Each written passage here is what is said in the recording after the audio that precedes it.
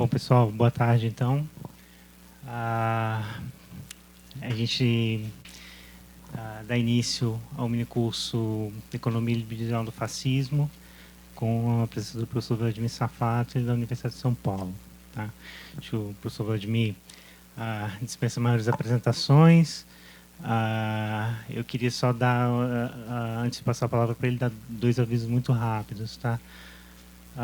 O primeiro é que a semana que vem a gente está organizando mais um minicurso, cujo título é Psicanálise e Feminismo, com a professora Léa Silveira, da Universidade Federal de Lavras. Tá? Então, ela vai acontecer na quarta, quinta e sexta da semana que vem, então de 28 a 30, também no período da tarde, e eu espero até amanhã conseguir confirmar para vocês o local direitinho. Tá? Então, quem tiver interesse depois em receber maiores informações sobre o minicurso, tá? Por favor, deixar o e-mail aqui na lista de presença, tá? Que aí depois eu encaminho para vocês o convite, as informações todas detalhadas. O segundo aviso, diz respeito também a essa lista de presença. Quem quiser o certificado, tá? Lembrar de assinar, então, uma lista de presença para que a gente possa depois confeccionar os certificados. Tá? Então, bom, para não demorar mais, eu passo imediatamente a palavra ao professor Vladimir, agradecendo imensamente a presença e a disponibilidade dele. Ok, então, inicialmente eu queria agradecer ao Departamento de Filosofia pela organização desse mini curso, agradecer a presença de todos vocês aqui, e, na verdade, pedir desculpas porque houve um erro no curso, né? E eu precisaria de uma definição de vocês, na verdade. Porque o escopo do curso foi pensado para um curso de uma semana. É que eu acho que numa dessas a gente deve ter perdido os e-mails. Né? Porque eu ainda não cheguei nesse grau de degradação psicológica de imaginar que eu conseguia falar de Escola de Frankfurt, Bataille e Deleuze e Guattari em 2 aulas. Né? Eu peço desculpas para aqueles que acreditaram que eu já havia chegado nesse ponto. Né? Na verdade, o curso de 2 aulas ele poderia ser montado de 2 formas. Então, eu achei que talvez fosse mais interessante a gente decidir juntos agora, né? Para saber qual vai ser a tônica. Ou, de fato, a gente usa as 2 aulas para discutir a Escola de Frankfurt, ou a gente usa as 2 aulas para falar sobre Bataille e depois o Deleuze e Guattari, porque aí tem uma relação profunda entre os dois, pelo menos na leitura que eu faço. O que vocês preferem? Então, vamos então fazer um sistema arcaico de votação. Né? Quem prefere Frankfurt, por favor, levante a mão. Você consegue?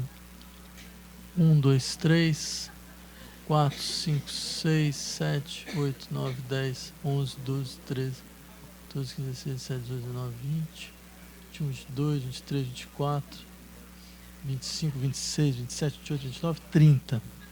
E quem prefere Bataille e Deleuze e Guattari? Eu acho que é mais.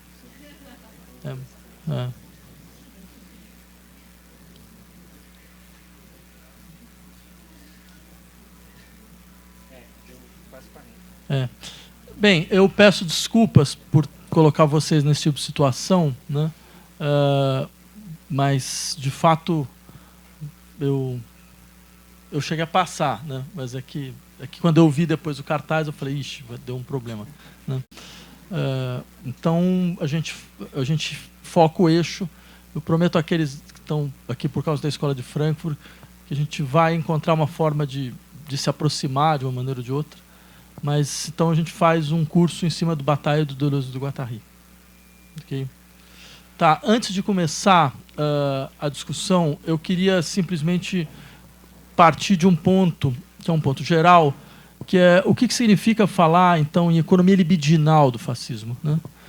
E por que, de fato, qual é a relevância de uma abordagem dessa natureza? Né? E por que uma abordagem dessa natureza? Né? Qual o sentido? Né? Antes de mais nada, eu gostaria de insistir em um aspecto, que seria possível descrever o fascismo como um fato histórico, né?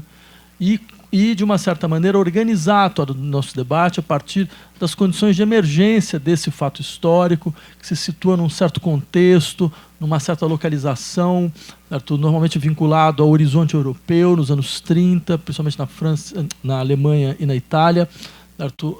Com as consequências todas que nós conhecemos muito bem, né? Só que eu gostaria de insistir em uma análise do fascismo que trata o fascismo como um fenômeno estrutural, né? O que significa, então, um fenômeno estrutural? Ele é um fenômeno estrutural às nossas democracias liberais. Isso significa que ele tem condições de reemergência, né? E essas condições de reemergência, é claro, elas nunca são exatamente as mesmas, e nem a sua configuração é exatamente a mesma, mas isso é trivial, é absolutamente trivial. Nenhum fenômeno histórico, nenhum tipo de organização sociopolítica, ele retorna da mesma maneira, né? Entre a República Romana, a República Francesa e a República Federativa do Brasil, há diferenças brutais, né? Ligadas a contexto, ligadas à implementação e estrutura. No entanto, nós continuamos a falar de república. Por quê? Né?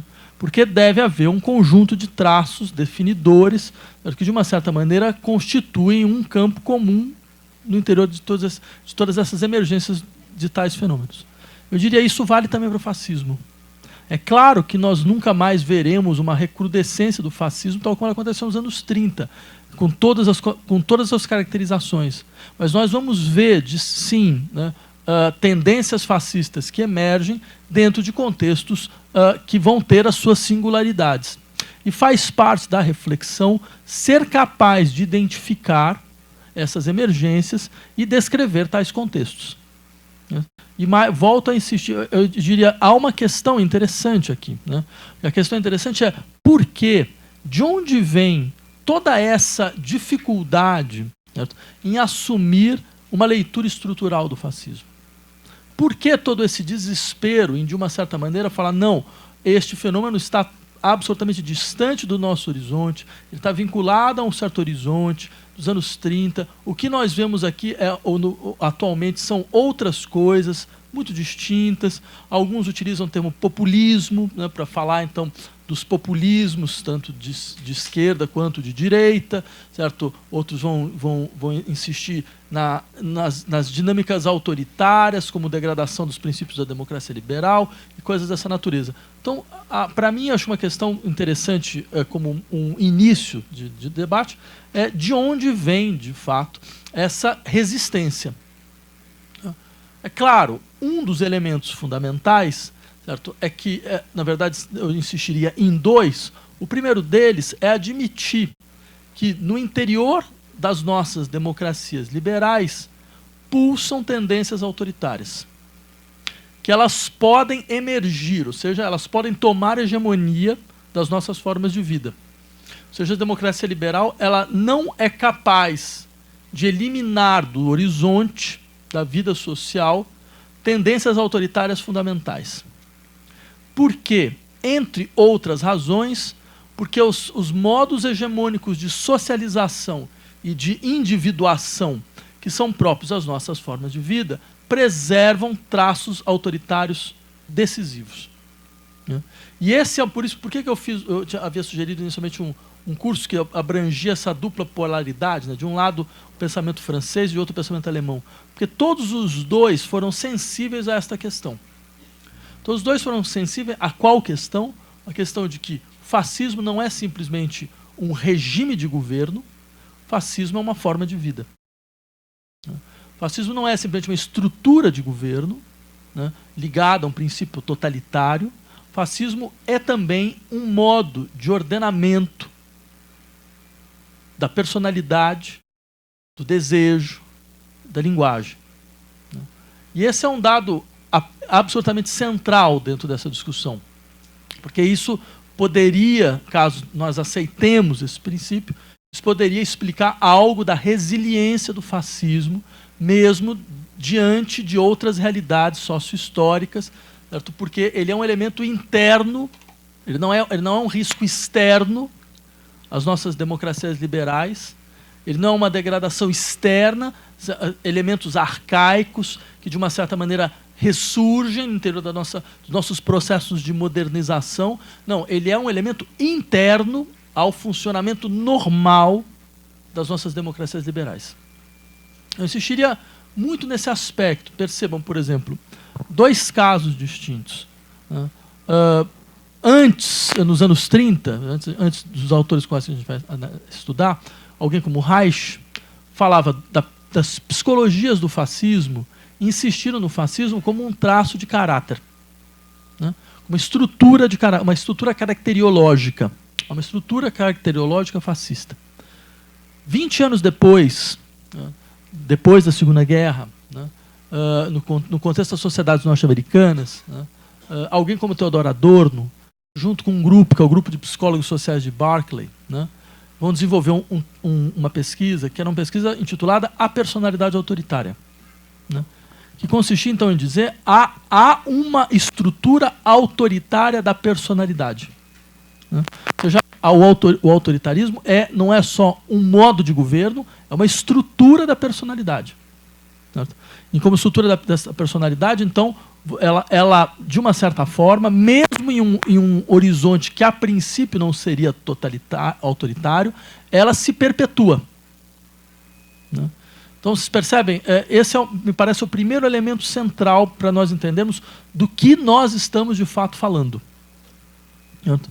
Porque alguém poderia virar e falar, não, mas veja, fascismo significa coletivismo, fascismo significa poder central, sabe, fascismo, onde não há essas estruturas então, de governo, de gestão, certo? Não há fascismo. Certo? Eu insistiria, então, em outro aspecto, que é, desde os anos 30, vai-se aí quase 100 anos, desde os anos 30, correntes importantes do pensamento crítico insistem, o fenômeno é de outra natureza. O fenômeno é um fenômeno de massa de outra natureza. Ou seja, para nós entendermos o que significa o fascismo, nós vamos entender como se constitui esta personalidade. Como se constitui essa estrutura psicológica. Certo? E mais, o que obriga, então, nós falarmos, bem, você tem um fascismo de estrutura sociopolítica, você tem um fascismo que se expressa, então, nas relações sociais, nas relações intersubjetivas, nas relações a si. E, é claro, um se alimenta do outro. Um, de uma certa maneira, constitui a base do outro. Então, dito isso, eu insistiria no seguinte aspecto. Existe uma tradição, que é o que a gente vai, então, trabalhar agora, que vai tentar explicar, de uma certa maneira, a psicologia do fascismo. Certo? É um termo que aparece nos anos 30, a partir de 2 autores, né, que não têm relações entre si, mas, no entanto, eles fazem mais ou menos fazem textos muito simétricos, mais ou menos à mesma época, no começo dos anos 30, certo? Que em um lado é o Georges Bataille e outro é o Wilhelm Reich. Né? E o que é interessante nesses tipos de trabalhos, nesses tipos de abordagem, é entender alguns elementos centrais. Certo? O primeiro deles é o seguinte: sendo o fascismo uma forma de vida, ele atua em 3 eixos fundamentais de toda forma de vida, que é trabalho, desejo e linguagem. Certo? Há um regime fascista do desejo, há um regime fascista da linguagem, e há um horizonte fascista das relações econômicas. Né? E aí vem uma questão importante, quer dizer, o que eles vão tentar explicitar. Qual é esse regime fascista do desejo? Né? E o que significa e por quê? Qual a importância de fazer uma abordagem desta natureza? Né? Ou seja, e mais uma vez, aí, como vocês vão perceber, trata-se de um tipo de abordagem que vai ter como um dos seus eixos centrais, certo? A teoria da psicologia das massas do Freud. Né? Todos eles, de uma certa maneira, partem da teoria da psicologia das massas freudianas. Né? Da psicologia das massas freudiana, né? não as massas freudianas. Né? Isso ainda a gente não conseguiu fazer, a gente ainda vai conseguir, né? Uma hora ou outra. Né? Mas aí, então, antes de entrar nesses autores, eu queria só fazer 2 ou 3 considerações sobre por que essa psicologia das massas ganha uma importância tão decisiva no interior desses estudos, Porque, vejam, se vocês fizerem uma espécie de regressão, a gente vai perceber como esse tópico, psicologia das massas, ele nasce no final do século XIX. Né? E, particularmente, através de autores como Gustave Le Bon, Gabriel Tarde, Scipio Sigelli, certo? Ou seja, autores que vão tentar analisar o advento da sociedade das massas como uma regressão fundamental. As massas como a figura privilegiada da regressão social. Certo? Ou seja, porque através do advento das massas, você tem um princípio incontrolado no interior do campo político. Certo? E um princípio incontrolado que ele é, antes de mais nada, uma espécie de reviviscência de elementos arcaicos. É como se você tivesse uma espécie de sujeito arcaico que aparece no interior do comportamento das massas. Então, daí essa questão clássica, por que pessoas aparentemente esclarecidas, que se comportam individualmente de forma esclarecida, se comportaria de maneira regressiva quando faz parte de uma massa? Né? Como é possível um fenômeno dessa natureza? Então, aí vem toda uma teoria da regressão social. É como se esses fenômenos fossem fenômenos que induzissem processos de regressão. A regressão significa o quê? Significa um tipo de estruturação do julgamento que é baseado em similitude, analogia, ou seja, que é baseado no império das imagens, que não é baseado na capacidade, então, de uma espécie de estabelecimento racional na procura do melhor argumento, certo? Ou seja, a potencialidade comunicacional, digamos assim, da vida, ela entra em colapso. Certo? Agora, o que é interessante aqui, claro, a gente pode se perguntar, quais são os fenômenos históricos com os quais essas pessoas estão, de fato, lidando? O que elas têm realmente em vista? É óbvio, e não é à toa que a França vai ser um dos eixos centrais da construção dessas primeiras teorias da psicologia das massas. Bem, o horizonte que elas têm em vista é a Revolução. Né? É a Revolução Francesa, são as revoluções de 1848 e principalmente a Comuna de Paris. Né? Não é à toa que é exatamente a partir dos anos 70 do século XIX, certo, que os principais trabalhos de psicologia sobre a psicologia das massas aparecem. Porque, na verdade, eles tentam elaborar uma teoria do advento das massas revolucionárias como uma regressão social. No qual o princípio de autoridade é quebrado, então no qual você não tem nenhum tipo de normatividade que seja aceita, no qual as sociedades são jogadas em um horizonte de anomia e por aí vai. Né?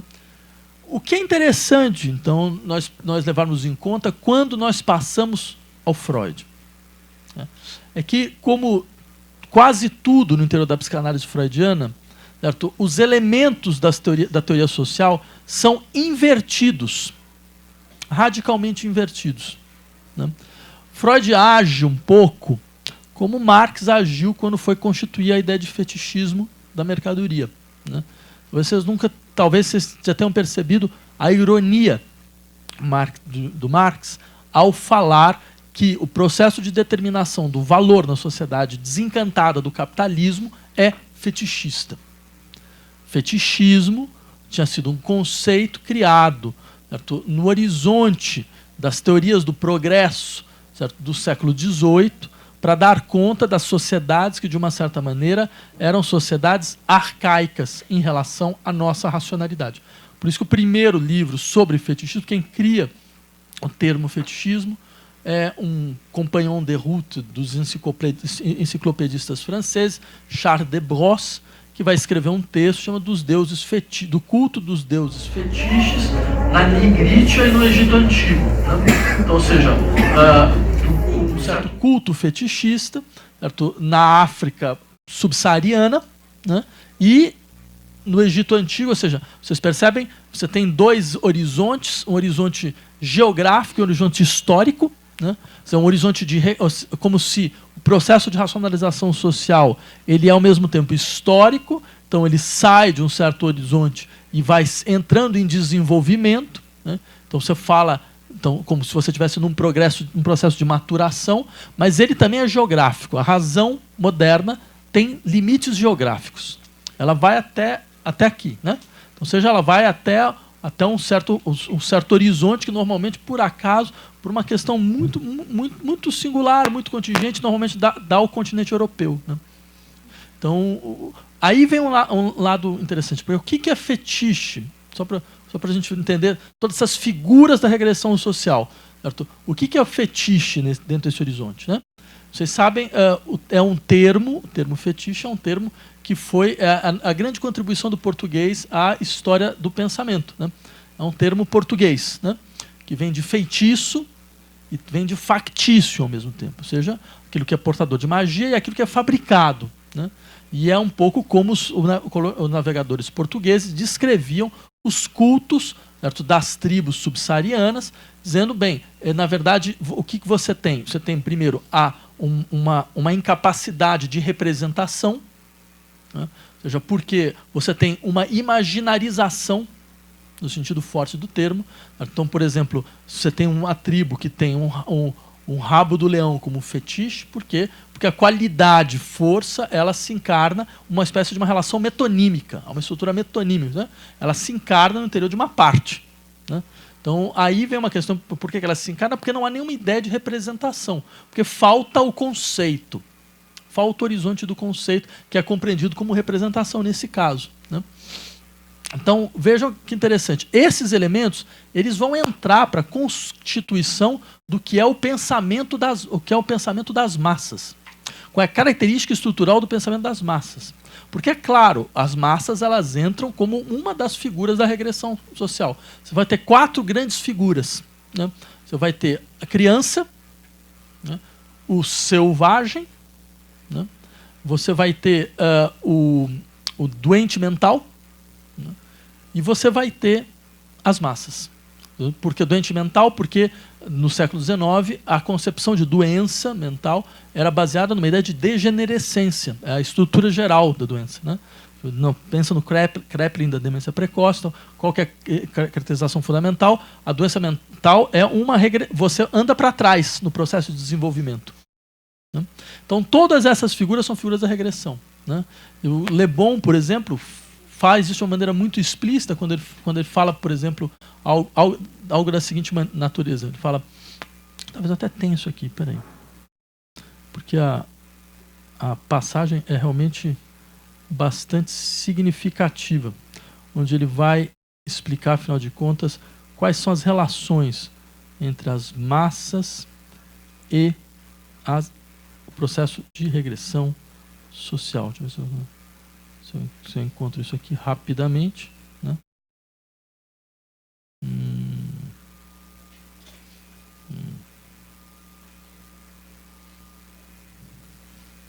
Os raciocínios inferiores das massas, isso é Le Bon falando, são como os raciocínios elevados, baseados em associações.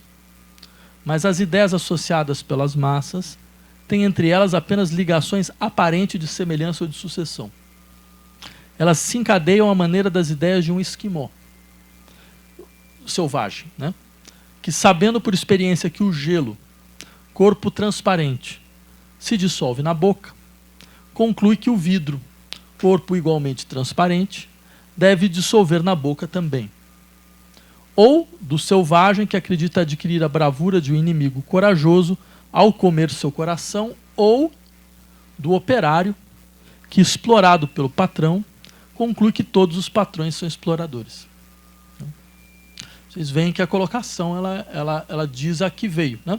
Quer dizer, o que é um sindicalista? É uma espécie de esquimó que bota vidro na boca, entendeu? Achando que é gelo, ou seja, tem uma experiência local, generaliza de uma maneira completamente indevida, acha que existe uma coisa como uma classe dos patrões que exploram, coisas dessa natureza.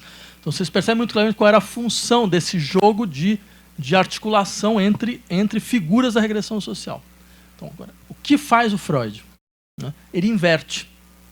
Como ele faz em vários momentos dos seus textos sociológicos. Ele inverte de uma maneira tal que aparentemente passa desapercebido, mas depois as consequências são muito evidentes. Porque o eixo central desse tipo de raciocínio é uma distinção entre a regressão das massas e a estruturação dos grupos. Então, você tem uma psicologia das massas de um lado, de outro você tem uma psicologia dos grupos. Você tem as massas desorganizadas, que pensam por associação de ideias, que fazem relações imaginárias, certo? Que são movidas por paixões que são completamente bipolares entre a mania e a depressão, certo? Que fazem grandes manifestações, depois elas se retraem completamente. Você percebe, você tem um princípio doente do corpo social. A massa é um princípio de doença do corpo social, né? Você tem isso e, por outro lado, você tem os grupos organizados.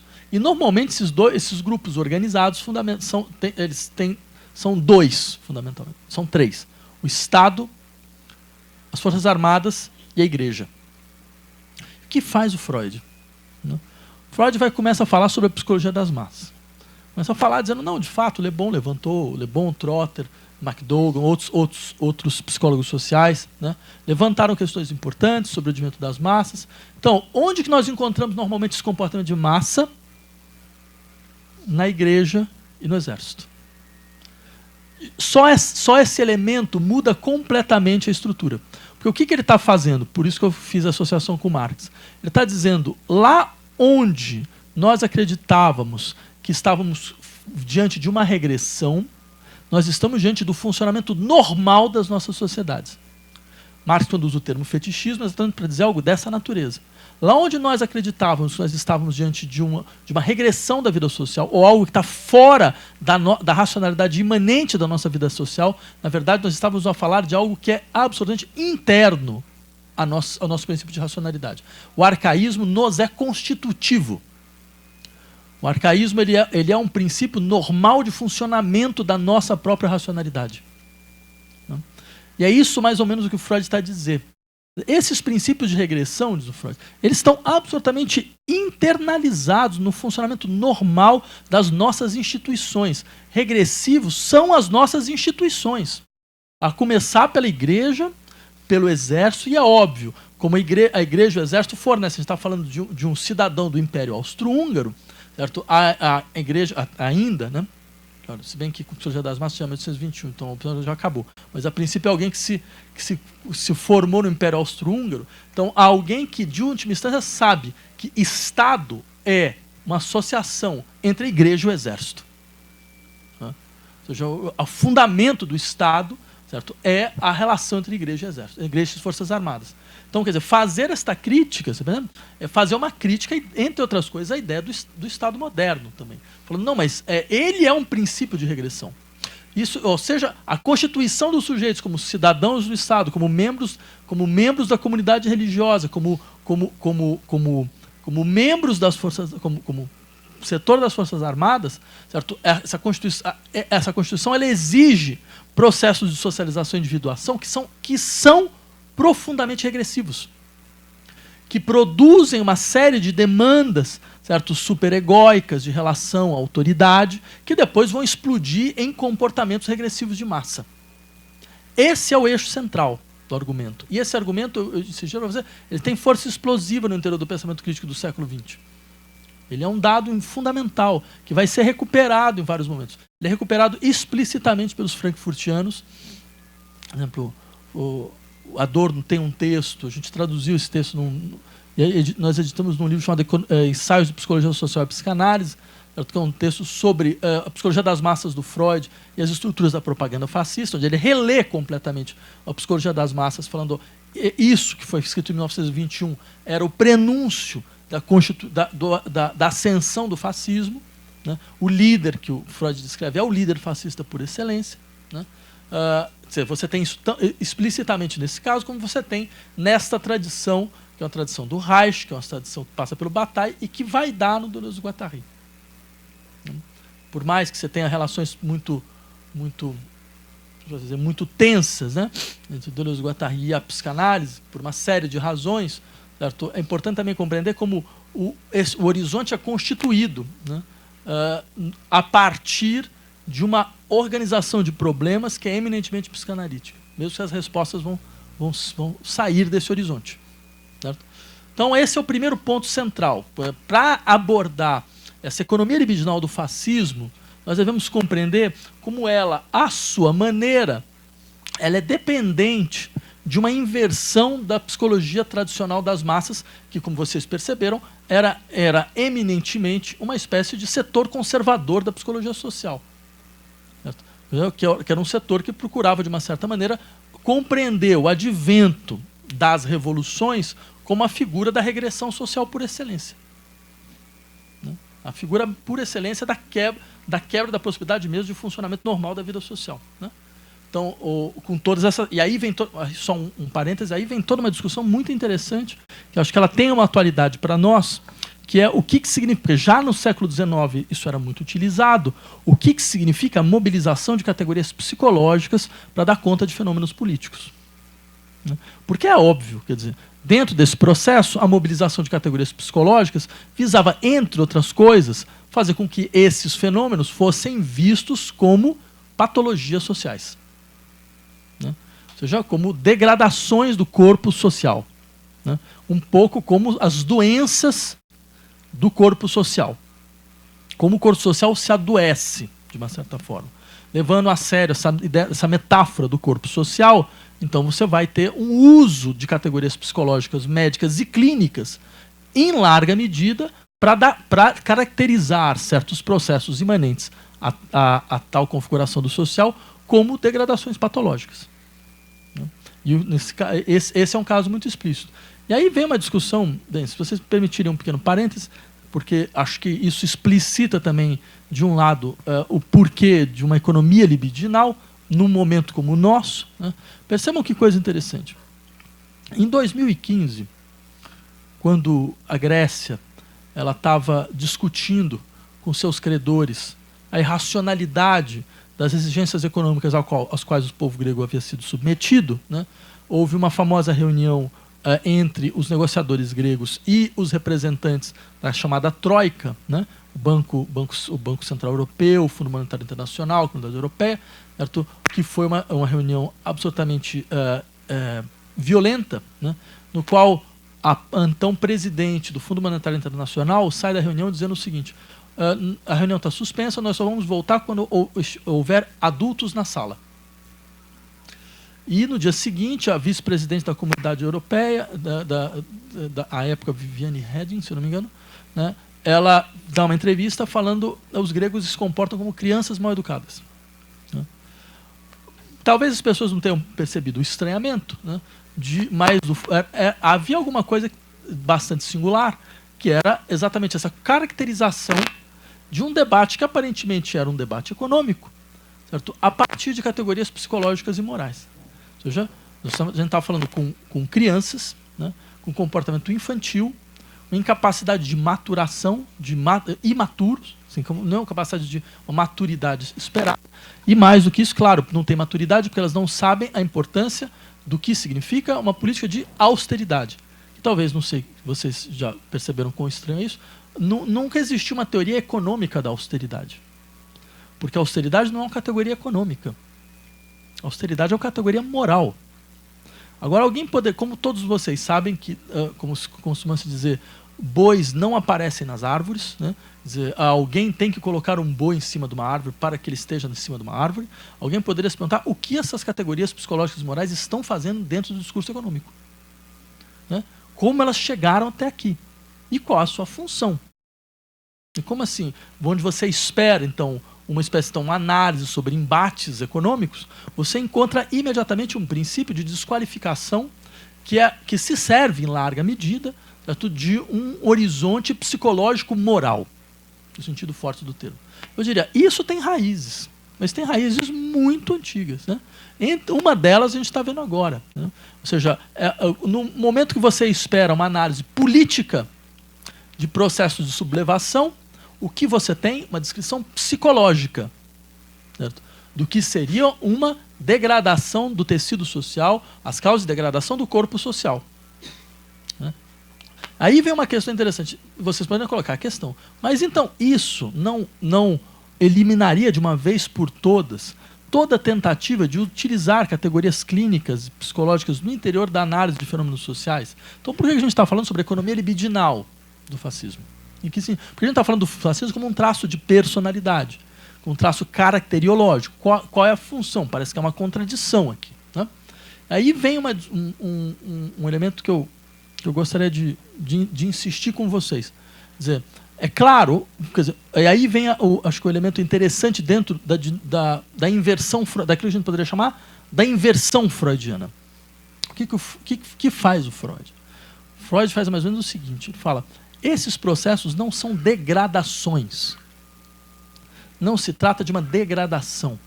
O funcionamento normal do indivíduo moderno é regressivo.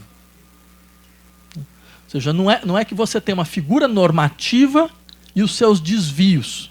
Percebe? Quer dizer, o desvio é o comportamento normal do indivíduo moderno. Ou seja, esse desvio autoritário é o comportamento normal do indivíduo moderno.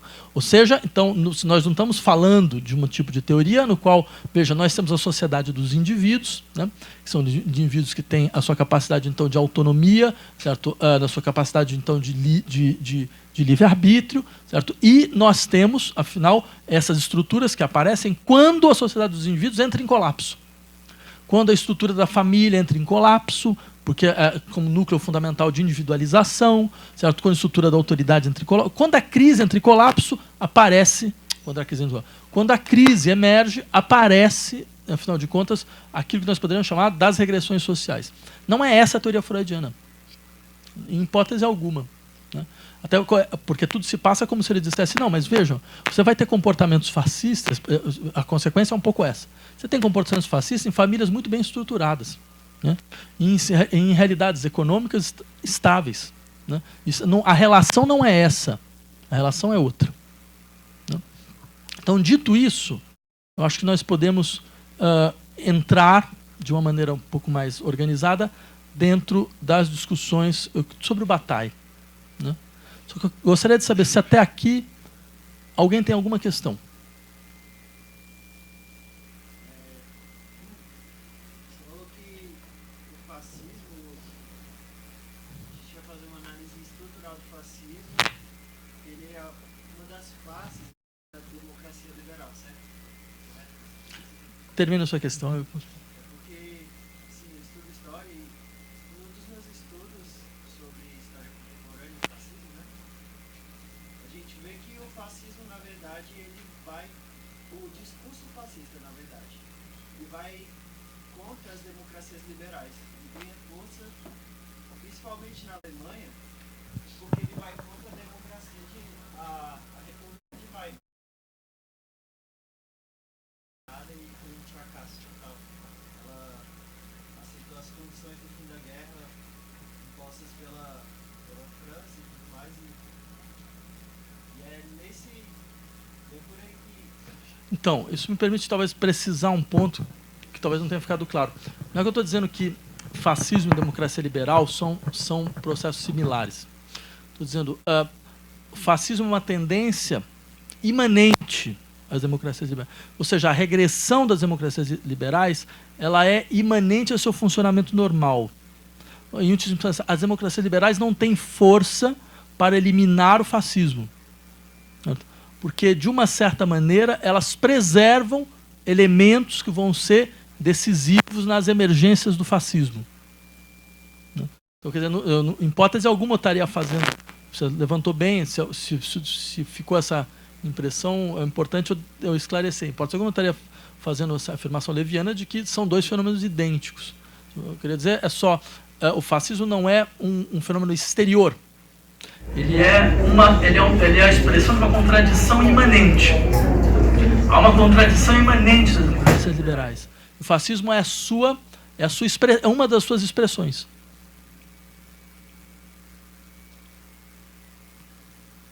Certo? Vamos pegar só um exemplo, talvez, para dar mais clareza para esse ponto, porque esse é um ponto importante. Né? Dois exemplos. Primeiro, quando eu falei do Freud, a ideia do Freud é mais ou menos a seguinte: o indivíduo moderno, esteio da democracia liberal, ele tem fragilidades tais que permitem que esses indivíduos estejam a todo momento à mercê da identificação com processos autoritários e regressivos. Então, ou seja, o indivíduo ele não é exatamente uma espécie de garantia contra derivas autoritárias. Ele, na sua contradição imanente, tem tendências autoritárias profundas, que podem, de uma forma ou de outra, certo, se consolidar através de um comportamento social vinculado ao fascismo. Ok? Mais alguém tem alguma questão?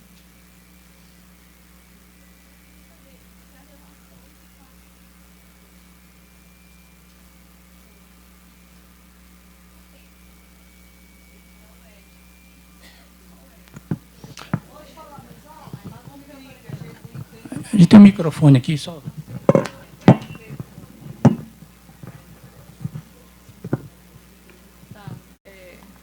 Se a relação do fascismo não é com a crise ou com alguma contra, qual seria a relação? Vejam, nós poderíamos dizer, na verdade, que o funcionamento normal das nossas sociedades é baseado na ideia de crise.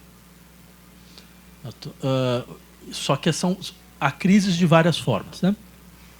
Poderia dizer muito claramente, por exemplo, sei lá, desde teóricos do capitalismo como Schumpeter, né?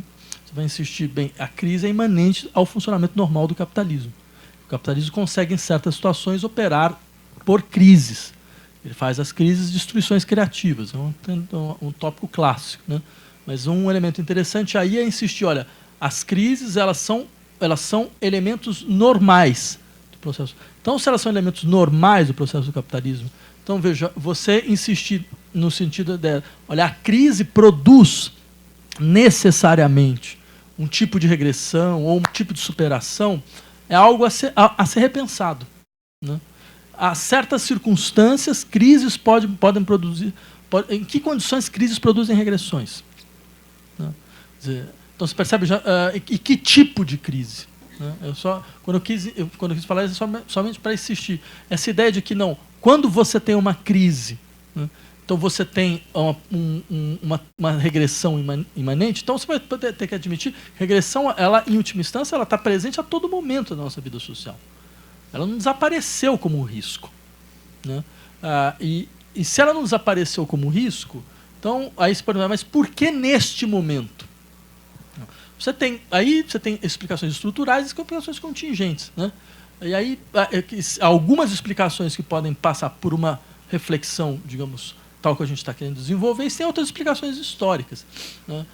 Porque aí vem uma questão interessante. Eu poderia dizer, por exemplo, todo fascismo é uma resposta. É uma resposta a um tipo de sublevação, né? Você tem uma sociedade em sublevação, que parece ir em uma certa direção. Então, o fascismo é quase como como dizia o Marcuse, uma organização terrorista das contradições imanentes do capitalismo. Certo? Então, você tem dentro desse processo uma espécie de contra-revolução, né? Então, ou seja, você tem uma sociedade que entra em desidentificação generalizada, a gente poderia dizer assim, né? Entra num processo no qual ela não se identifica mais com as instâncias da autoridade, com as instâncias do poder, por uma série de questões, né? E que a gente pode descrever a partir de cada caso. Mas essas sociedades, quando elas entram nesse processo, elas têm uma duplicidade de opções, né? Elas podem ir para um lado ou podem ir para o outro. Elas estão em processo de sublevação. Esse processo pode ter uma contra-resposta fascista.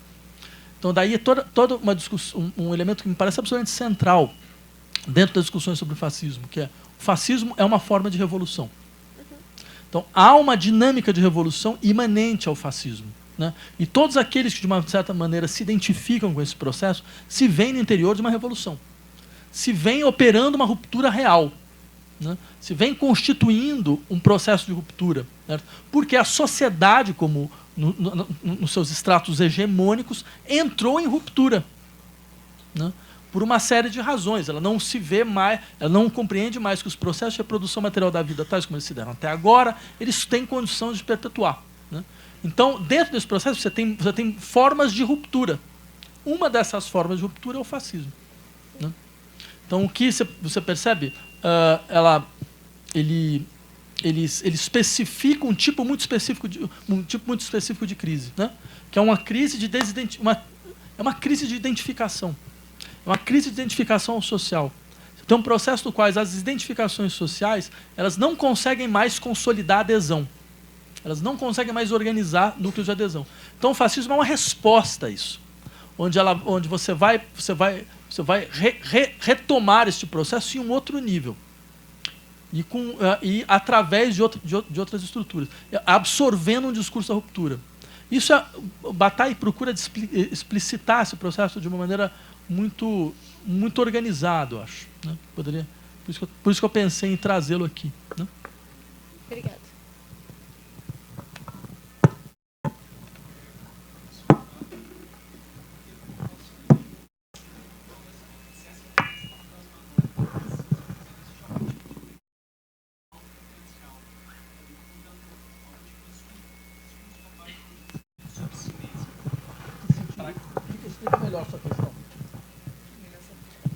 Olá, professor, boa tarde.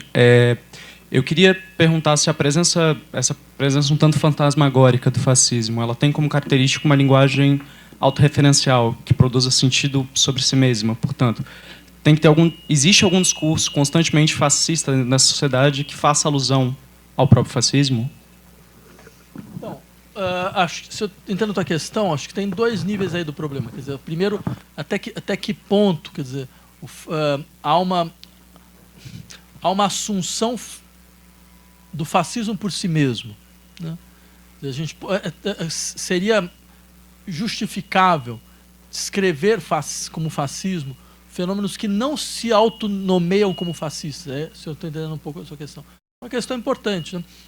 Eu diria, vejam, de fato, quer dizer, se nós limitássemos fascismo a todos aqueles que se compreendem como fascistas, né? Se vocês vão falar, não, eu sou um fascista, né? Quer dizer, eu acho que isso seria problemático para análise do fenômeno. Né? Porque, é claro, a gente está falando em um momento histórico outro, quer dizer, é um momento histórico no qual existem 50 anos, 60 anos, né? Certo? De experiência social do fascismo como o limite intransponível da vida social. Como aquilo que foi se consolidando como a figura mesmo do que é intransponível na vida social. Então é claro que isso é muito diferente do modelo de adesão que o fascismo conseguiu nos anos 30 e nos anos 20, certo? Quando essa experiência histórica não ressoava. Agora, isto não significa, em hipótese alguma, que o eixo de comportamentos, modos de julgamento, estruturas de crença, certo, que foi constitutivo da adesão ao fascismo, não esteja em operação. Então, quando se fala no fascismo em uma descrição estrutural, visa-se exatamente isto. Dizer, olha, para nós o que é importante agora não é uma sociologia dos grupos que se autodenominam fascistas ou nazistas, porque isso seria absolutamente residual. Claro que você tem como, da mesma maneira como você tem o pessoal que vai lá no Vale do Amanhecer, quer dizer, ou seja, não que seja a mesma coisa, mas é um movimento completamente residual no interior da vida social. Certo? Agora, outra coisa, você falar estes comportamentos, esses sistemas de crença, esses processos de julgamento, essas ações sociais, elas se perpetuaram sobre outro nome, sobre outra forma, de outra maneira, mas elas estão no nosso horizonte. Né? E elas estão no nosso horizonte e, em certas circunstâncias, esse horizonte pode, inclusive, se constituir como um eixo de uma opção de governo.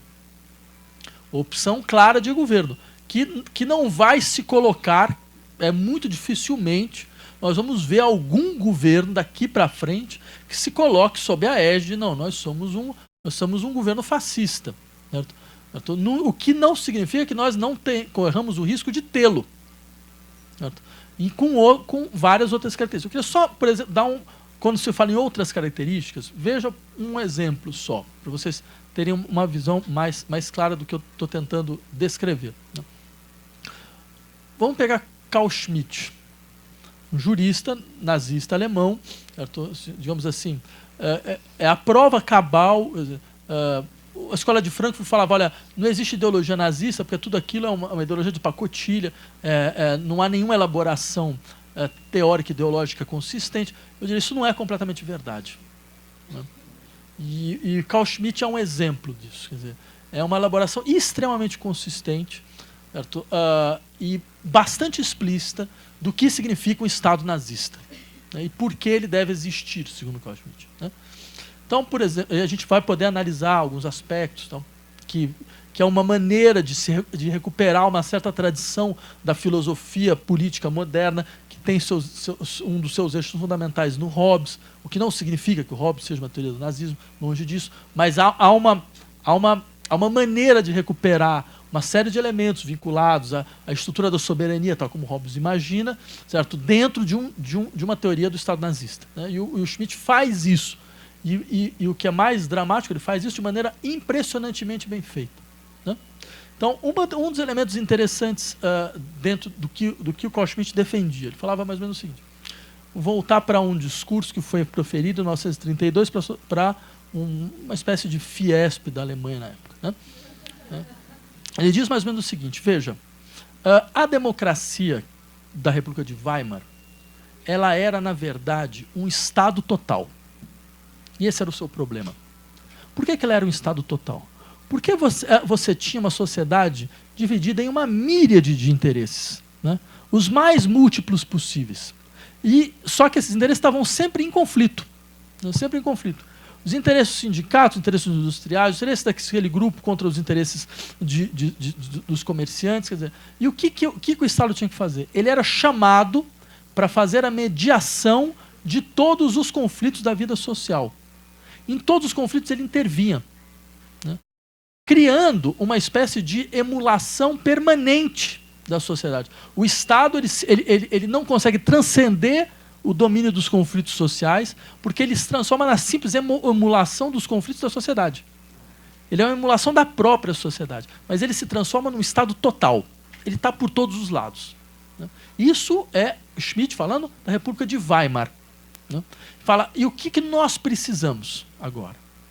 Nós não precisamos, contra esse Estado total, não faz sentido um Estado mínimo, né?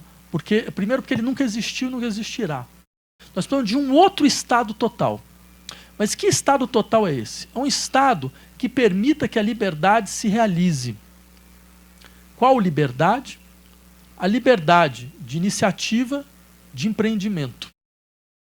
Porque é sempre bom lembrar isso. A gente fala do coletivismo nazista. Eu queria que vocês lembrassem de uma só empresa que teria sido estatizada pelo nazismo.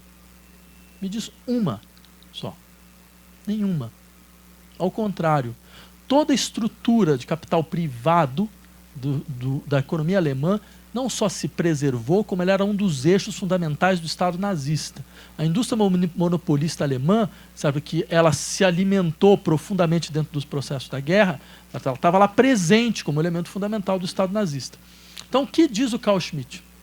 Ele diz o seguinte: para esse tipo de liberdade que ela possa funcionar, é necessário um Estado total. Só que o Estado total de outra natureza. Não um Estado total que a todo momento faça mediação dos conflitos sociais, mas um Estado total que despolitize radicalmente a sociedade, preservando a livre iniciativa.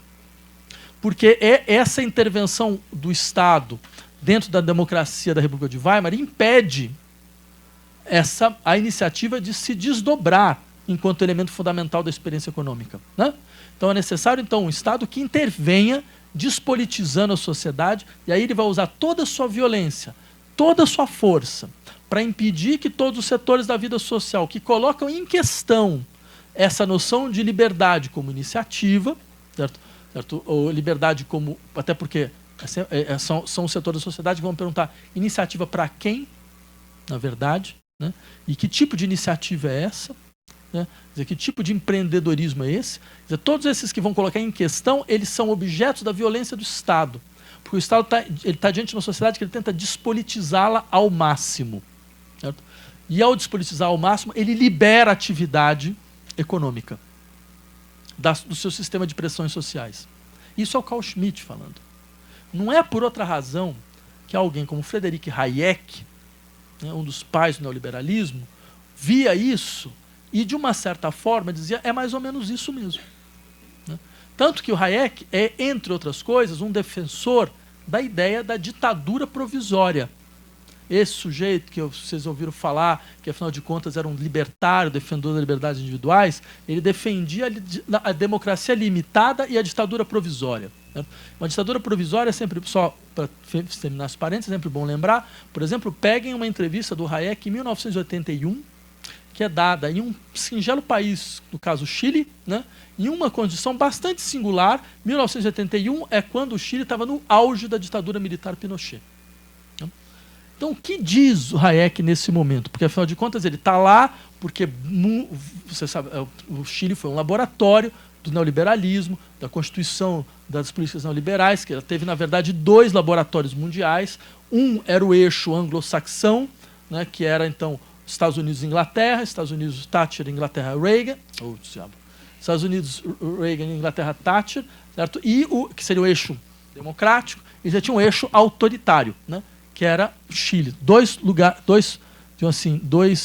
horizontes onde estavam sendo aplicadas as mesmas políticas econômicas, né?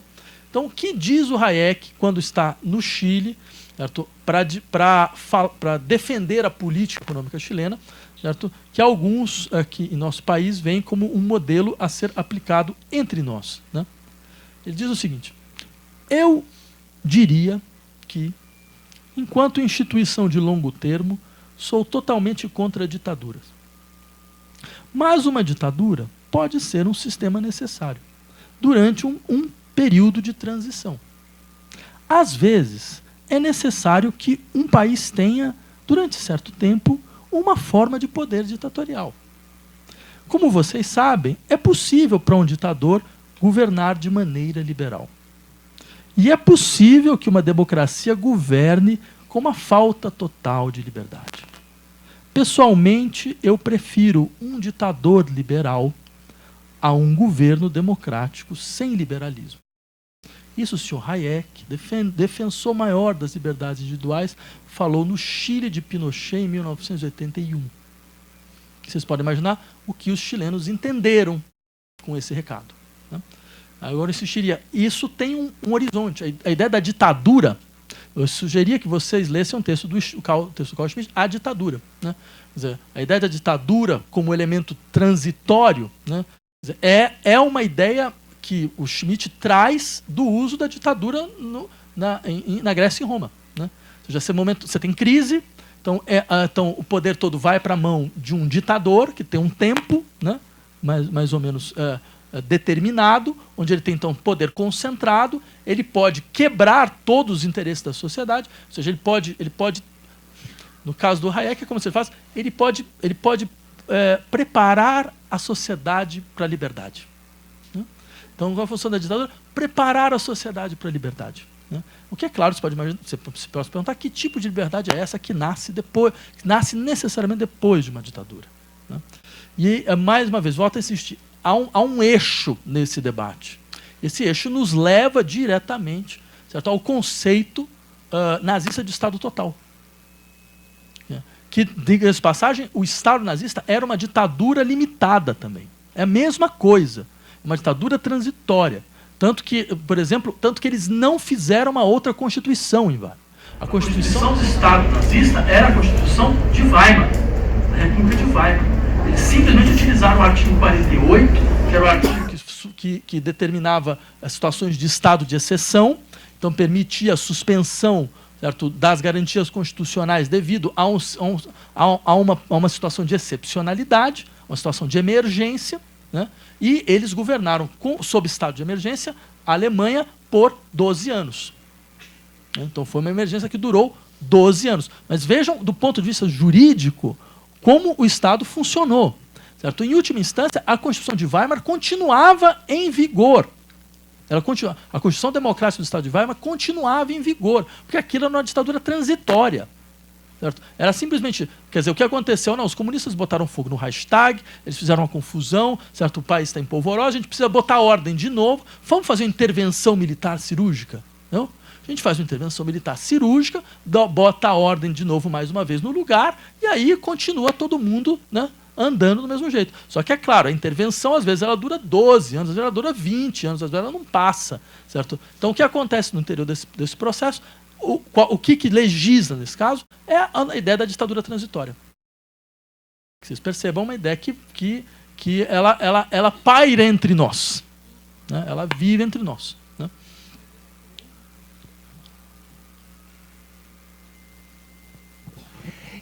Você começou boa tarde. Você começou a palestra colocando o Adorno e o livro A Personalidade Autoritária. Eu entendo essa obra de uma forma que o Adorno ele vai traçar uma série de características dessa personalidade. Mas eu não consegui, na verdade, perceber o que leva a essa personalidade nessa obra, ou seja, quais são os elementos. Ele fala de frustrações crônicas, ele fala de limites, mas o que levaria determinadas personalidades a se dirigirem para uma lógica fascista ou autoritária, propriamente dito, e o que não leva pessoas que estão submetidas à mesma situação a ter um tipo de personalidade dessa característica. Essa é uma das... Desculpa, pode falar. Desculpa. E outra questão que eu acho que dá um certo desânimo é que o Adorno ele fala que, uma vez constituída essa personalidade, ela precisa ser contida. E aí, no momento em que o Estado não é mais capaz de fazer essa contenção, ou não faz mais sentido, no caso, por exemplo, preceitos democráticos, como a gente pensar, né, não numa lógica maniqueísta, que, então, uma vez fascista, nunca mais recuperado? É mais ou menos essa é a minha questão. Então, essa sua questão é uma questão importante, porque é uma questão que também foi levantada contra o grupo de Berkeley. Dizia mais ou menos o seguinte: bem, nós temos aqui uma caracterização relativamente estruturada, certo, do que significaria a personalidade autoritária. Nós temos vários sistemas de avaliação, certo? E um dos elementos importantes dentro do sistema de avaliação era a ideia das questões dos questionários indiretos, porque eles tentariam expressar tendências inconscientes. Eles levam você a fazer associações, e a partir dessas associações, então, é como se você utilizasse a ideia de vários estratos da personalidade, né? Então, todos esses elementos estão lá, mas não há uma descrição normativa do que seria uma personalidade não autoritária, né? Então, aí viria um pouco, inclusive, esse tipo de questão, que é o que faz a distinção entre os dois, né? Qual é o horizonte, de fato, de experiências que concretamente produz esse relato. Porque, afinal de contas, experiências de frustração, né, as experiências de resignação, são elementos absolutamente triviais no interior da vida social. Por que alguns têm um tipo de reação e outros não? Né? Essa é uma questão que o estudo não responde. Não tem uma resposta do estudo. Ele não coloca essa... Talvez porque... aí você tem uma série de leituras possíveis. Eu teria uma, né, que ela é uma dentre elas. Porque eu acho que, na verdade, o que eles estão percebendo é algo ainda mais complicado. É que o conceito de personalidade é autoritário, né? O conceito psicológico de personalidade, ele é indissociável de um núcleo autoritário, né? Então, esses elementos que vão sendo expostos pela personalidade autoritária são elementos que estão presentes em toda a estrutura da personalidade. Alguns, em alguns casos, eles são submetidos a recalque bem-sucedidos, e outros eles aparecem como horizonte de motivação para a ação, né? E aí essa é uma leitura possível, né? Mas eu insistiria basicamente em um aspecto, acho que, do problema, que isso vai em direção à dialética do esclarecimento. Na dialética do esclarecimento, no capítulo 6, né, Adorno e Horkheimer desenvolvem uma teoria do fascismo como uma patologia social. Uma patologia social de cunho paranoico, né? E aí vem a questão, o que eles entendem por paranoia. É claro que o conceito de paranoia que eles usam é um conceito psicanalítico de paranoia. É o conceito freudiano de paranoia, né?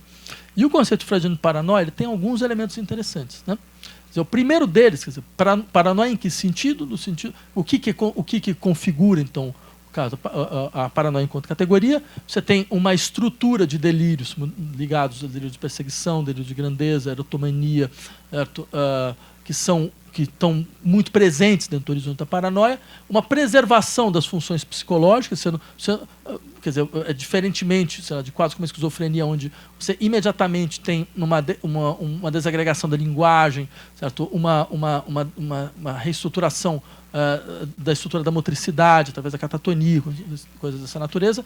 No caso da paranoia, você tem uma preservação relativa, certo? Através de uma modificação da estrutura do julgamento e da percepção, através dos delírios e alucinação, né? E essa estrutura ela é projetiva. Então, você tem uma lógica projetiva, né, onde os conflitos internos são projetados para fora, no sentido de que eles vão ganhando a forma da vida social, né, e essa estrutura projetiva ela tem um elemento decisivo. Ela não pode ser retificada pela experiência. Né. E aí vem um dado interessante, porque é como se eles falassem, há uma estrutura projetiva do conhecimento, em geral, certo? Só que essa estrutura projetiva do conhecimento ela está submetida a um processo de reflexão duplicada.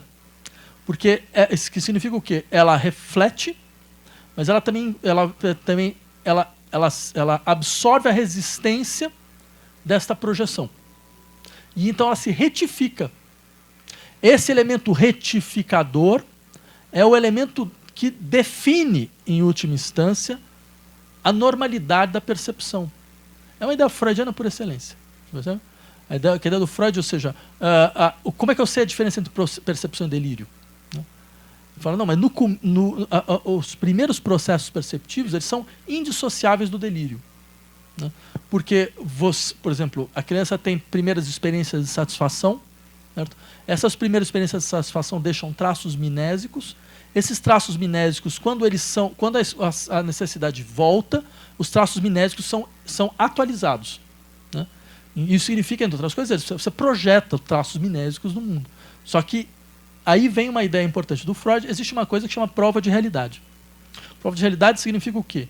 A criança rapidamente vai percebendo que a simples projeção dos traços minésicos não produz satisfação, a satisfação desejada. Tá? Então, o que ela tem? Ela tem um acesso direto ao mundo? Não. Ela tem uma visão descritiva do estado de coisas? Não. Ela tem um princípio de fracasso. Ela tem um elemento que é um elemento de fracasso da estrutura projetiva. Então, pelo fracasso, ela vai procurando reordenar as suas ações, tendo em vista a possibilidade de uma satisfação efetiva. Então, é um dado muito interessante nesse caso do Freud, porque o Freud fala em Realitätsprüfung, ou seja, é uma prova de realidade, não é um princípio de realidade. Então, não é uma descrição de estado de coisa, é uma espécie de definição negativa do real. Né? Você tem uma experiência negativa do real. Ela permite uma reorientação da percepção. E mesmo que seja, não há especularidade. Então não é um jogo especular onde eu vou paulatinamente polindo, como se as minhas representações fossem um espelho do mundo, né? E eu vou paulatinamente polindo esse espelho a partir da experiência. Não é exatamente isso que o Freud diz. Ele fala, na verdade, você vai criando processos através do qual a satisfação é alcançada, mesmo que eu não saiba exatamente o que o mundo é em si. Essa ideia ela é absorvida pelo Adorno e Horkheimer. Ele diz, mas isso é o comportamento normal. Ou seja, o comportamento normal tem uma característica fundamental. Ele é falível. Ele é falível e ele internaliza a sua falibilidade. Por isso que eles vão dizer, desde Hamlet, a indeterminação é um traço de humanidade. A incerteza é um traço de humanidade. E o que acontece na paranoia? Não há retificação possível alguma. Alguma. Né? Então, ou seja, a projeção, por mais que ela não se adeque à satisfação almejada, como não há a função da prova de realidade, então ela continua. Ela continua. Por isso que eles falam, por exemplo, veja, dentro desse horizonte, eles voltando para o fascismo, falam, quer dizer, imaginar naquele horizonte que era possível, de alguma certa maneira, certo? Retificar comportamentos através do diálogo, chegar para o sujeito e falar, não, mas veja bem, olha só, você não está vendo, né? Isso. Né? Você está vendo o que aconteceu aqui, ali? Está vendo que ele falou uma coisa no momento, depois falou outra no outro? Mas você fala desde os anos 50, vocês podem façam isso em casa. Entendeu? Façam isso em casa. E depois vocês venham para cá e digam o resultado. Né? Por que o resultado não dá certo, em última instância? Porque não se trata de uma questão de ausência de esclarecimento. Né? O que o Adorno e o Horkheimer vão insistir é, então, o fato da retificação da experiência desaparece, a certeza ela funciona de forma paranoica, como certeza delirante, certo? E essa certeza delirante ela é alimentada por uma experiência de semiformação. E aí, só mais um elemento, quer dizer, o que é semiformação nesse contexto? Semiformação não significa que o sujeito ele não tenha acesso à integralidade do saber, né? Quer dizer, como se o acesso à integralidade enciclopédica do saber pudesse garantir uma certa orientação adequada do julgamento e da percepção, né? A semi-informação que o Adorno descreve é, na verdade, a incapacidade de saber operar com a fragilidade do saber. É um saber que ele não se retifica, porque ele não é falível, né? E ao menos nisso, né, o Adorno, mais antipositivista de todos os filósofos da sua época, tem alguma coisa em relação com o positivismo lógico do Popper, né? Que é a ideia popperiana do falibilismo, como elemento fundamental do conhecimento. Quer dizer, uma proposição, ela é científica se ela é falível. Você não tem como mostrar que ela pode falhar, não tem como eu não tenho experiência possível, né? Porque não tem retificação possível. Essa ideia é uma ideia próxima do que o Adorno tem em mente quando ele vai falar sobre essa estrutura. Agora você percebe? Aí a gente vem para a tua questão, né? Porque se não há retificação da experiência, certo? O que se faz, né? Como se age, né? Eu diria, há algumas questões absolutamente decisivas aqui, né? E a primeira delas é, bem, dentro desse horizonte, a questão fundamental é qual é a estrutura que sustenta esse sistema de crenças? Qual é a função desse sistema de crenças? Contra o que esse sistema de crenças é a defesa, né? Que tipo de afeto lhe mobiliza? Você percebe? Aí nós entramos em um tipo de elaboração que é muito típica das intervenções psicanalíticas, né? As intervenções psicanalíticas nunca são feitas a partir, por exemplo, do analista funcionando como o representante da prova de realidade, né? Quer dizer, um exemplo quando isso acontece. Isso quando acontece não, necessariamente dá errado, né? Por exemplo, tem um caso clássico do Ernest Kris, a respeito, é um caso que eu sempre achei interessante, a respeito de um professor universitário, né, que tinha uma compulsão de plágio, né? E ele tinha uma compulsão de plágio que lhe inibia radicalmente na sua produção. Ele falou, não consigo produzir nada, porque afinal de contas, tudo que eu produzo é um plágio. Aí um dia, ele chega absolutamente excitado e arruinado, angustiado, na sessão de análise, com um texto na mão, dizendo, está vendo aqui, ó, eu sabia, olha aqui, de onde eu plagiei, eu nem lembrava mais, né? Aí ele mostra um texto. Que faz o analista, Cris? Ele faz o papel do representante da prova de realidade. Ele vira e fala, não, traz o seu texto aqui. Aí ele vai, traz o seu texto, ele vê os dois textos, e fala, não, esses dois textos, eles não são o mesmo. Não tem plágio aqui, né? Deu certo? Não deu, né? O que acontece? O que faz o paciente? Ele sai da análise, a primeira coisa que ele faz é ir num restaurante vietnamita comer cérebro fresco, né? Que era um famoso acting out, né? Ou seja, ele age aquilo que ele está tentando falar e não consegue, né? Ou seja, como se você estivesse falando, não, mas a questão fundamental é que eu tenho uma espécie de pulsão oral, né, que me faz viver num espaço entremeio, né, entre eu e o outro, onde a distinção é impossível, né? Então, aí vem uma... É claro, essa intervenção, do ponto de vista analítico, não produz nada. A intervenção do Kris não produz nada, né? Porque isso não é um modelo de intervenção, né? O modelo de intervenção seria, bem, digamos assim, a exposição, a expressão de contra o que esse sistema é a defesa, certo? Quer dizer, quais são as resistências que ele mobiliza, certo? Quais são os afetos que ele mobiliza e como desconstituí-los, que é um outro processo completamente diferente. Ok? Mais alguém tem alguma questão?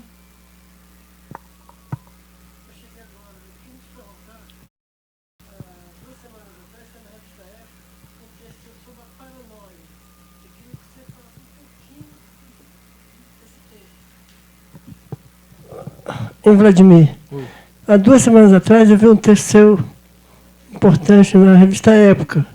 Eu queria que você falasse um pouquinho desse texto. Então, eu estava tentando escrever exatamente isso. Quer dizer, entre outras coisas, como a paranoia vai aparecer dentro desse debate como um modelo fundamental de compreensão assim, do que seria a economia libidinal do fascismo, né? Isso era um pouco uma das ideias que eu tinha a fazer com vocês, né? Você falar, essa economia libidinal, no interior da Escola de Frankfurt, ela é compreendida mobilizando uma categoria clínica. Essa categoria clínica, ela tem uma função central, né? E aí vem um outro elemento importante que eu também queria trazer. A dona Horkheimer utiliza a paranoia como categoria porque, no caso freudiano, a paranoia descreve, ao mesmo tempo, uma categoria clínica e o processo de formação do eu. O Freud tem uma ideia que é mais ou menos a seguinte, ele diz, a diferença entre normal e patológico é a diferença entre, por exemplo, um cristal e um cristal quebrado. Eu tenho um cristal na mão. Eu jogo o cristal no chão. O cristal vai se quebrar. Mas ele se quebra não de forma arbitrária. Ele se quebra respeitando os sulcos que existiam já no cristal, mas eram invisíveis. Eu não tinha acesso a eles. Eu só tenho acesso a eles quando ele se quebra. Aí eu vejo, então aqui o sulco passava por aqui, passava por aqui. Essa é a relação entre o normal e o patológico. O patológico é o cristal quebrado, que mostra como o normal é estruturado.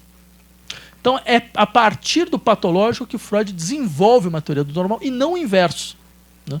Então, no caso, por exemplo, da paranoia, é a partir da paranoia que o Freud desenvolve a sua teoria de constituição do eu.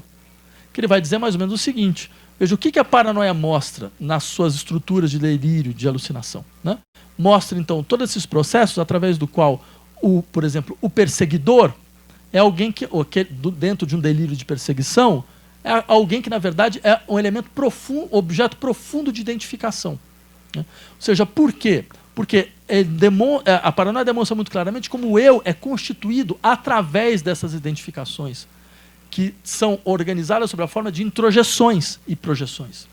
Então, ou seja, que o eu não é uma instância unitária, ele não é uma unidade sintética. O eu, na verdade, é uma instância heteróclita, constituída de um processo múltiplo de captações identificatórias, certo? Só que é claro que o eu não explicita isso. Isso não fica claro. Isso fica claro nos delírios paranoicos. Onde, bem, aquele contra qual, no delírio paranoico, aquele que me persegue, é aquele com o qual eu tenho uma certa afinidade. Eu tenho algum tipo de processo identificatório, certo? Ou seja, é que as relações de amor e ódio estão a todo momento sendo intervertidas dentro desse processo. E aí vem um elemento importante, vocês percebem? Então, ao utilizar isso, o que o Adorno e o Horkheimer estão dizendo?